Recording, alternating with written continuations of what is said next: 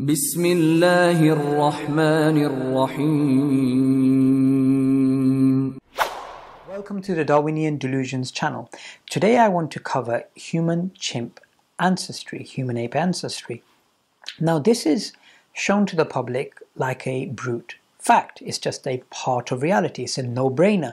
You'd basically have to be an idiot to deny human-chimp ancestry. This is the sort of pressure that Darwinists actually put on the public through documentaries, through popular videos, through science popularizers.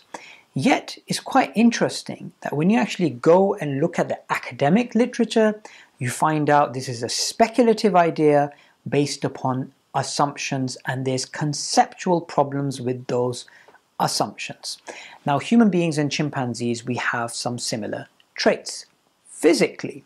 Because of this, Darwinists say, look at this physical trait, look at this physical trait, therefore they have a common ancestor. Well, this is an assumption, and this assumption is known as homology. Similarities are due to common descent. Now, fair enough, you can have that assumption and you can come up with, they have these nice neat diagrams in textbooks, and they say human beings and chimpanzees split up about 6 million years ago. Funnily enough, a few decades ago, they said it was not 6 million, it's 20 million years ago, so they revised it and dropped it by 14 million years. Nonetheless, it's fine if you actually have that, but when you actually look at how they came up with this figure of 6 million year split and how they believe that, why they actually believe that we have a common ancestor with chimpanzees, is because of the assumption of homology. The first thing to realize, it's an assumption, okay? Now, you can't take an assumption and then come up with a conclusion based upon that assumption and therefore say your assumption is true. That's circular reasoning.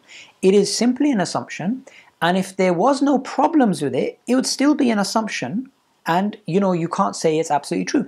But we know of a counter-example to the assumption of homology, which is known as homoplasy, the exact opposite of homology, the assumption of homology, which is similarities which cannot possibly be due to a common descent, such as the marsupial and the placental saber-toothed tiger. One's in North America, one's in South America. They were there, sorry, they're extinct now.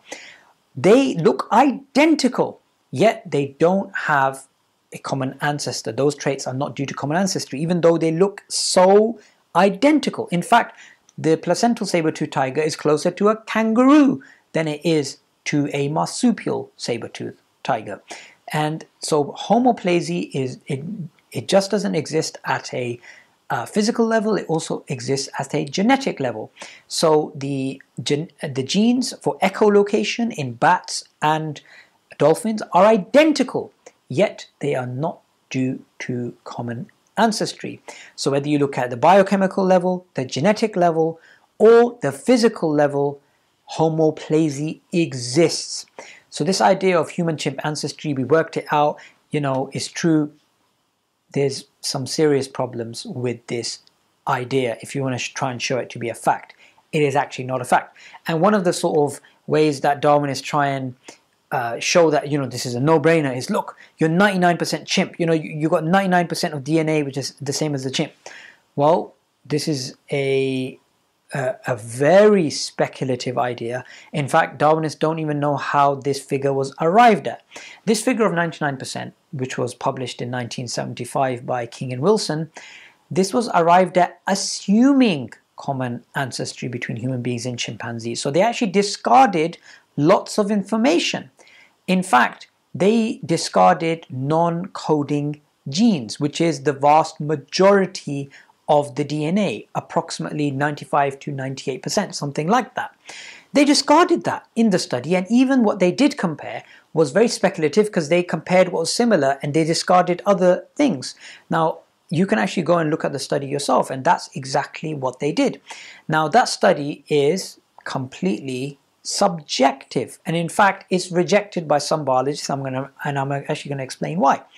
Now, when you look at similarities, when you try and come up with similarities between human beings and chimpanzees genetically, and this I'm just giving you a reference here, Not a Chimp, published by Oxford University, the author is Jeremy Taylor. Even though this book, the author does believe in human-chimp ancestry, he makes it clear. He says percentage figures genetically are based upon what you compare and how you actually compare it. So when we look at biomacromolecules and you make a comparison, DNA, RNA, proteins, you can get figures of 99% if you fudge the data like they did in 1975. You can come up with figures of 87%.